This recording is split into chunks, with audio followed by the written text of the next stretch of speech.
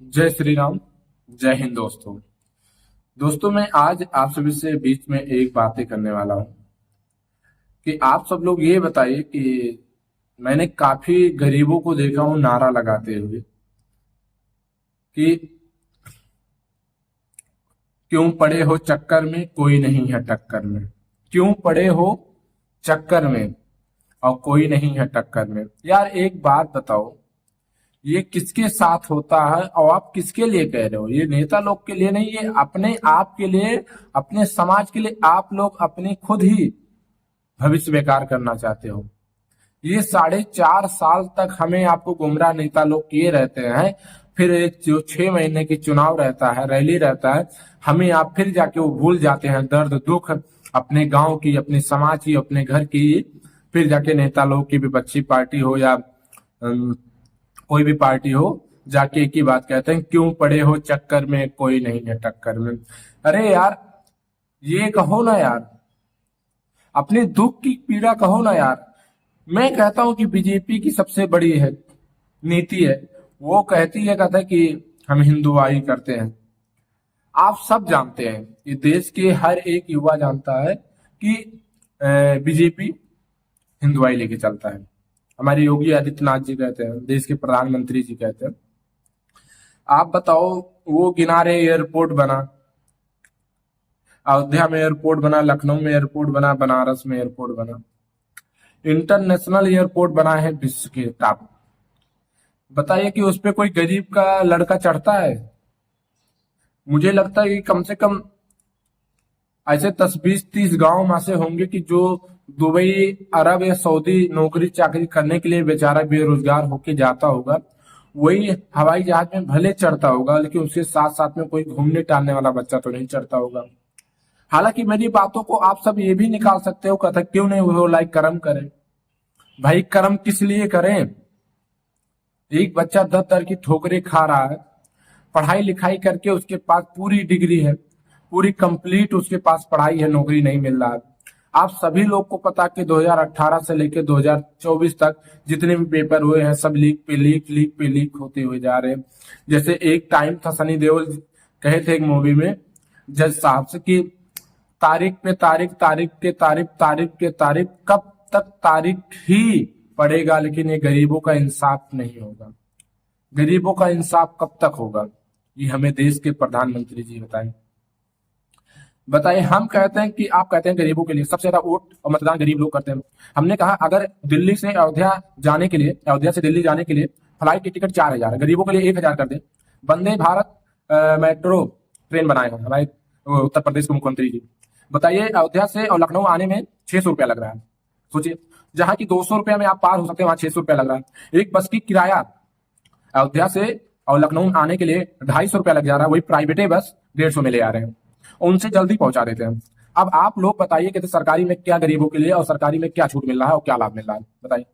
Petrol की आप बात करिए, 100 रुपया पार हो गया है। मुझे लगता है आपकी बात 400 की पार कह रहे हैं, हमें लगता है कि 400 की पार पेट्रोल हो जाएगा।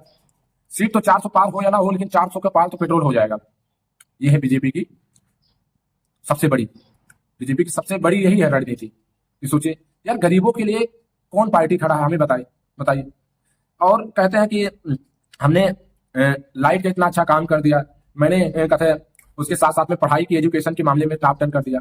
अब आप सब लोग जानते होंगे कि पढ़ाई के मामले में कितनी ज्यादा टॉप 10 है आपके साथ में हुआ है। उसके साथ साथ में आप जानते होंगे कि लाइट लाइट जो आज आपको हमें मिल रही है, एक समय था कि हमें लाइट मिल भी रहा था, बिल भी माफ हो जाता है। कुछ गरीबों के पास ऐसे हैं कि बिल लाखों लाखों हो गए हैं और आधा तो पैसे वो फर्जी आ गए हैं। 50,000 का अगर बिल है तो लाखों लाखों आ रहे हैं। जलाओ या ना जलाओ, मीटर अगर चालू है तो पैसे आएंगे, बताओ। और उनकी मैंने देखा था कोरोना के टाइम में बीजेपी लोग कनेक्शन कटवा रहे थे, स्वयं मेरे भी घर पे कनेक्शन कटा था उस टाइम। बताइए, उस टाइम कोरोना के टाइम में गरीबों के लिए खाने के लिए पैसे नहीं थे, वो लाइट बिल कहाँ से भरते? यही है बीजेपी की रणनीति। गैस एक समय था कि वो 500 रुपया में बॉटल मिलता था, 250 रुपया सब्सिडी आता था। आज वो 1,1200 रुपया हो गया, 65 रुपया सब्सिडी मिल रहा। हमारे देश के प्रधानमंत्री जी शुरू में कहे कि जो गरीब युवा बहन भाई माताएं बहनें उनको फ्री में सिलेंडर दिया जाएगा। अब हमारी बहनें चूल्हा नहीं फूकेंगी, वो अपने हाथ नहीं जलाएंगी। बताइए, जब हमारे देश के प्रधानमंत्री जी सिलेंडर लाके और लोगों तक घर घर तक पहुंचाए, उसके बाद जब एक बार भराने पे गए कैंप पे, दूसरी बार जब भराने गए तो पता चला कि 1400 रुपया, 1450 या 1500 रुपया ये सिलेंडर का दाम काट रहे हैं। फिर उस टाइम 500 रुपया था, फिर बढ़ के 700 रुपया हुआ। 700 से फिर जैसे जैसे लोग आगे बढ़ते गए, सिलेंडर की यूज करते गए, वैसे से महंगाई बढ़ते गई। अब आज 1200 रुपया, अब आज 65 रुपया सब्सिडी आ रहा है। ये है बीजेपी की रणनीति। जो बीजेपी कहती है कि इस देश को हम टॉप 10 पे ले आए हैं, अरे भाई आज ऐसी चरम सीमा पे महंगाई आ गया है कि 10,000 से ज्यादा, अगर आप अच्छा खासा डिग्री नहीं लिए हैं तो 10,000 से ज्यादा नौकरी नहीं पाएंगे, या तो गधा मजूरी होगा तो आप 15,000 की पा जाएंगे। और रोज की आप जानते हैं कि अगर आपके पास परिवार में 3 लोग हैं तो 300 रुपया की सब्जी की खर्चा है। एक बाहर जो बंदा रहता होगा वो किस तरीके से अपना पेट पालता होगा, किस तरीके से वो खाता होगा, और किस तरीके से कंडीशन में अपने घर पे भेजता होगा अपने फैमिली के लिए, आप सब बताइए। ये महंगाई नहीं है तो क्या है? क्यों भाई, क्यों नहीं बीजेपी ये कथा बात कर रही है, और क्यों नहीं ये जनता सवाल पूछ रही है बीजेपी से, हमारे देश के प्रधानमंत्री जी से, उत्तर प्रदेश के मुख्यमंत्री जी से, कि आप गरीबों के लिए क्या किए हो, क्या किए हैं, एक बात बताओ।